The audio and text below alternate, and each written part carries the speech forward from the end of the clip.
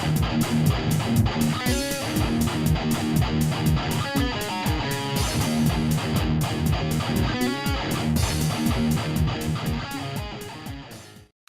up, guys? I know the Super Bowl's in a few hours, so you got to start your pregame and everything. So I'm gonna keep this kind of short. Today we're going to talk about the Rohingya minority in Burma. Now, most of you won't know about that. That's fine. I don't know every single ethnic conflict across the world, especially one that's so small and so far away. So it's okay. So I'm going to explain it to you. So Burma, which is now called Myanmar, I still call it Burma because that's how I learned it back in school.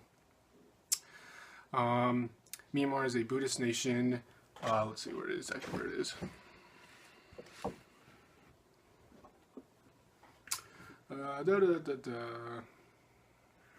So Myanmar, Burma, right here, next to Bangladesh and Thailand and Laos, China to the north, so right there.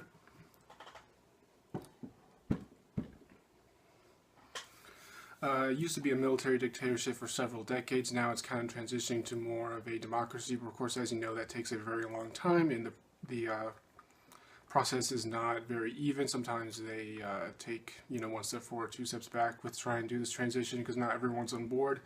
The military junta don't want to give up power, so it's just a mess right now.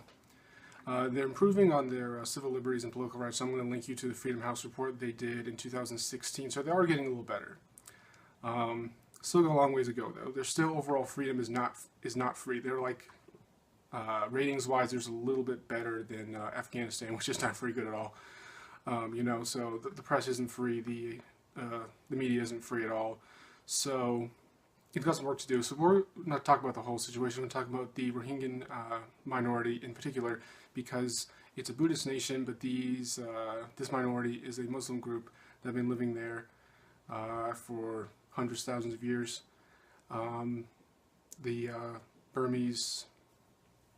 The Burmese government doesn't think that. They say that they're just illegal refugees from Bangladesh, but that we're not going to get into that because that's not what we're talking about. What we're talking about is the persecution of these minority groups.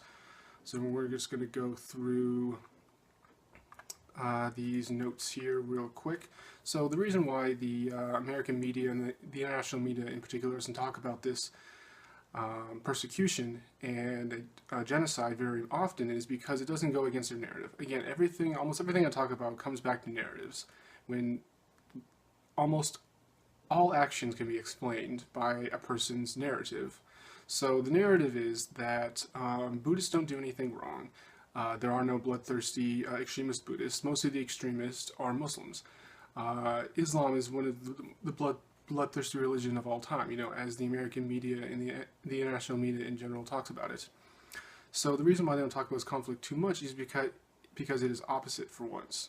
The Buddhists are oppressing the Muslims, and that goes against their narrative. How could Buddhists be oppressive? They are head-shaven monks who just pray and chill out all day and find nirvana. How could they persecute all these people and do all these horrible things? Well, I know this is a bombshell, but every single religion has a bloodthirsty extremist. Now, there aren't as many Buddhist extremists as Muslim extremists because there's a lot less Buddhists than Muslims in the world. So if they just take it to the general population, just mean number-wise, there are a lot more Muslim extremists than Buddhist extremists. Does that mean that Islam is more extreme, more bloodthirsty than Buddhism? No, it's just that there's just more Muslims. There's just more population to draw from. And there are more Muslims in places around the world where you can conduct terrorism. So it has nothing to do with the ideology. It has to do with the factors in the place. In the Middle East, there are oppressive governments that allow for a radical Islamic opposition to form and be legitimate because it's the only thing fighting a state at the time. But that's getting another topic of why there's more extremism in certain areas than other. But this is what we're talking about. So every religion has this oppressive, bloodthirsty extremist. Let's just go through some of the things that the Buddhist Burmese government has done to these minority groups throughout the year. So we're just looking through the Freedom House report of last year.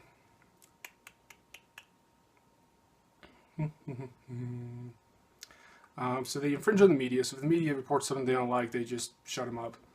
There's rampant corruption. It's ranked 147 out of 168 countries when it comes to corruption, so it's only beating like 20 countries. So it is very, very corrupt. Like I said, still is a long way to go. And democracies even can still be very corrupt. The two are not mutually exclusive, and just because you're a democracy doesn't mean that you can't be corrupt.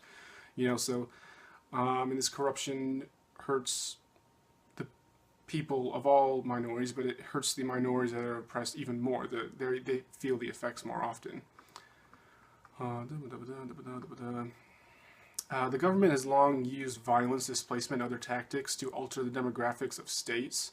The Rohingyans have faced particularly harsh restrictions for decades, including limit on family size and the ability to right to marry. If you have an unapproved spouse, then you go to prison.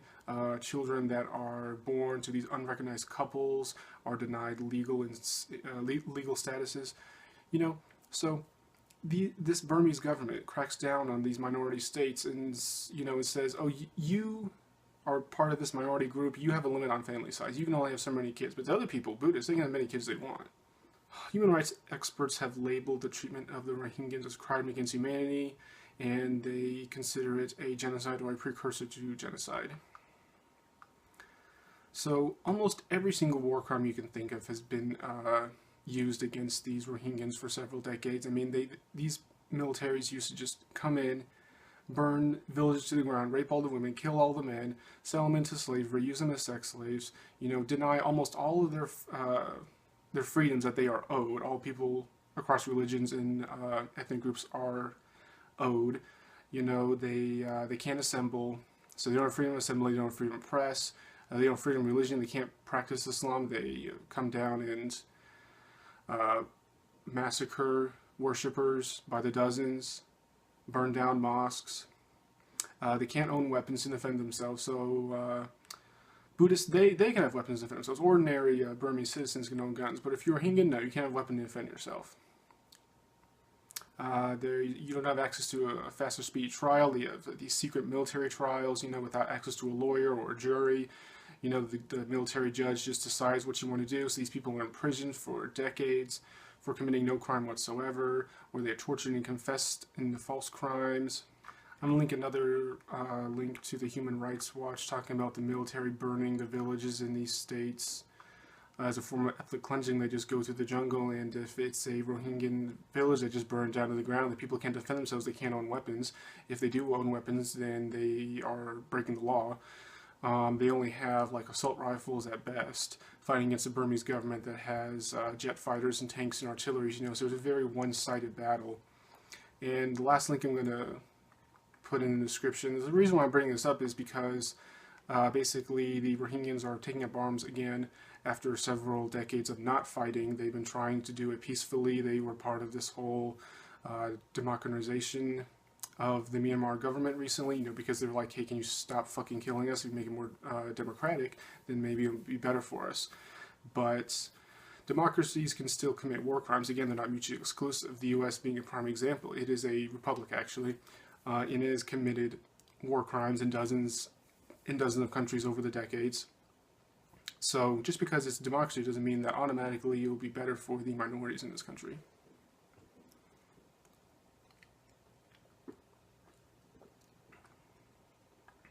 So the resistance is just starting. This is very recent. This was published on February 3rd. So it's still in the very early stages of resistance. So probably not going to do very much at the time.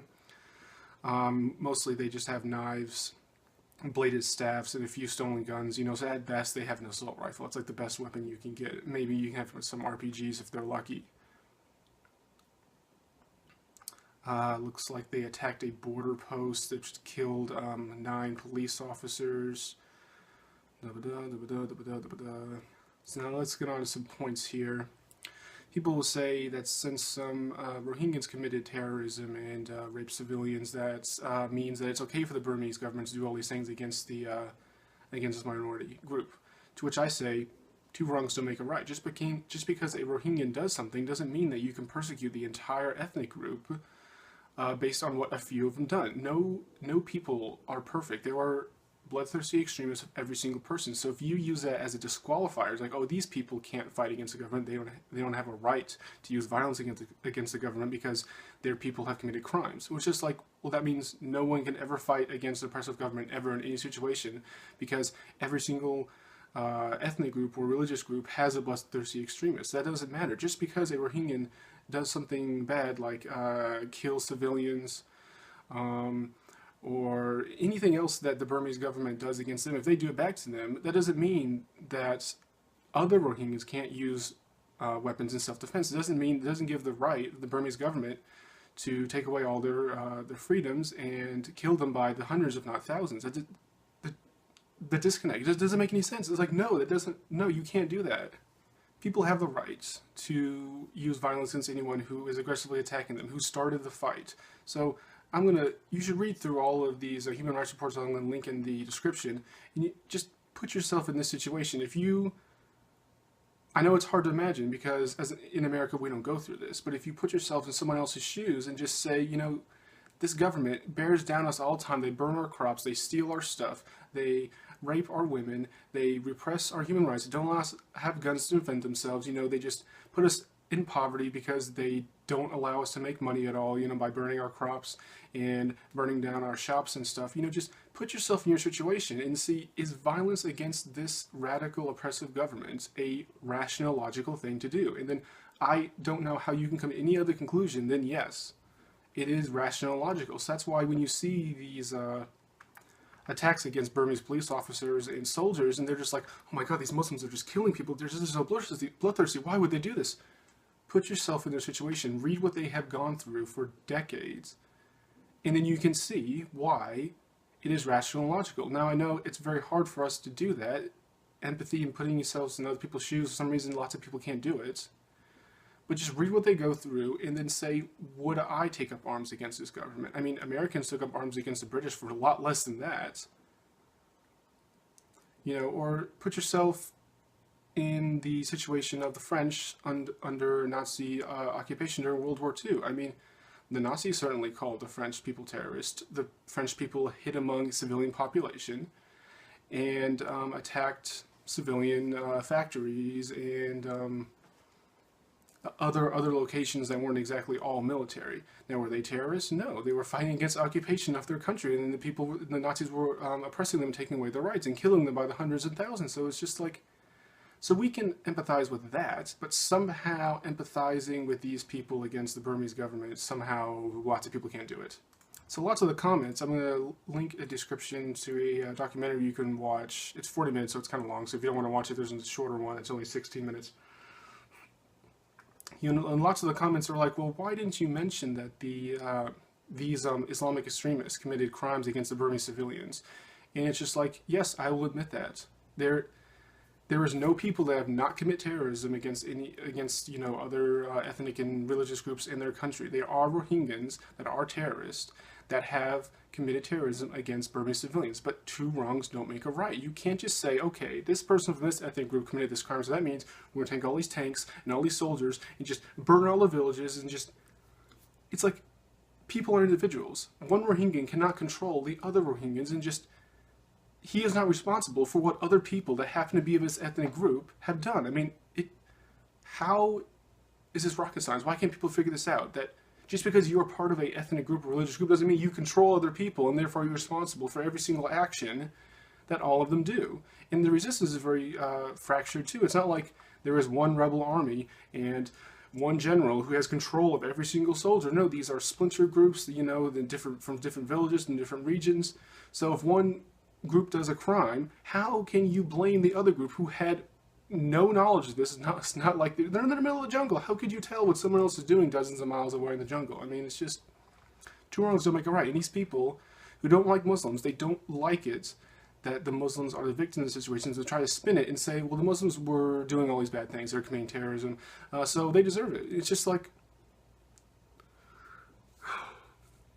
even when Buddhists are coming into villages and raping women and burning them down, somehow they still find a way to twist it and make the Muslims look like the bad people. I mean, that's amazing. That you have to do all those mental gymnastics in order to support your narrative that all Muslims are bad and all Buddhists are good. I mean, it's just, can't we just empathize with people that are going through hardship and persecution and oppression, and then see why they would take up arms against their government? I mean, it's just, why can't people fucking figure that out? Some of the country's worst human rights abuses commonly committed by government troops are against ethnic minorities, including, there are lots of other minority groups besides the Rohingyas that are under government oppression. The Kanshan, the Shan, the Chin, the Karen, riots and mob violence against Rohingyas and other Muslims have killed hundreds of people, displaced thousands of residents, destroyed hundreds of properties, including religious sites, since 2012. Though attacks reportedly declined in 2015 because of the whole democratic transition, so the democratic transition is helping a bit, but like I said, it's still a long way to go.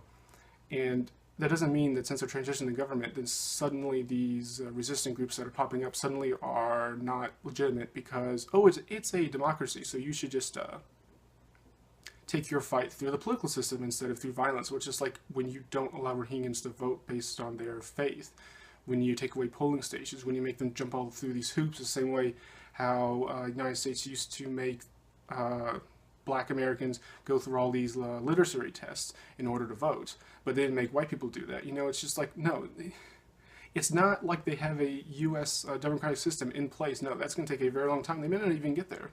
A number of laws create a hostile environment for LGBT, so it's something we can relate to, something we can empathize with. You can empathize with LGBT, but not Muslims for some reason. Look up a few more stuff to finish up this video.